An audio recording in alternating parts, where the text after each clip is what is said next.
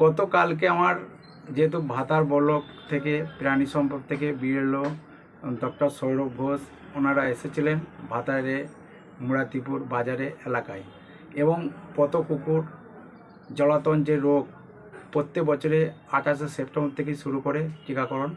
এবং প্রথম চান্সই আমাকে একটা কুকুর ডান হাতে এই আঙ্গুলের মধ্যে দুটো দাঁত বসিয়ে দেয়, ক্ষত বিক্ষত হয়ে যায়।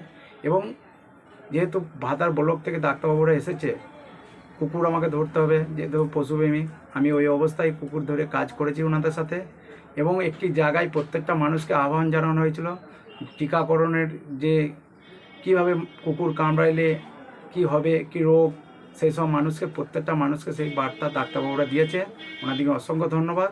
যেহেতু অবলা প্রাণী পত কুকুরের পাশে আমি প্রত্যেকদিনই থাকি, এবং ক্ষত থাকলে তাদের সেবা শুশ্রূষা করে থাকি এবং খাবার দিয়ে থাকি।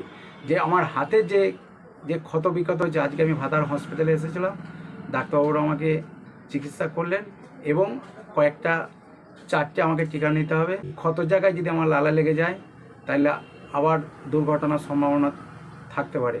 তাই আমি প্রত্যেকটা মানুষকে রিকোয়েস্ট করছি, আপনারা কিছু মনে করবেন না। আমি এখন পত কুকুর নিয়ে কাজ, যেহেতু এই আমার হাতটা না ভালো হবে পর্যন্ত আমি এখন কাজ করতে পারবো না। আমার নাম অমিত শেখ, পশুমিক। আমি ভাতার হসপিটালে ডাক্তার দেখিয়েছি, এটাই আমি বলছি।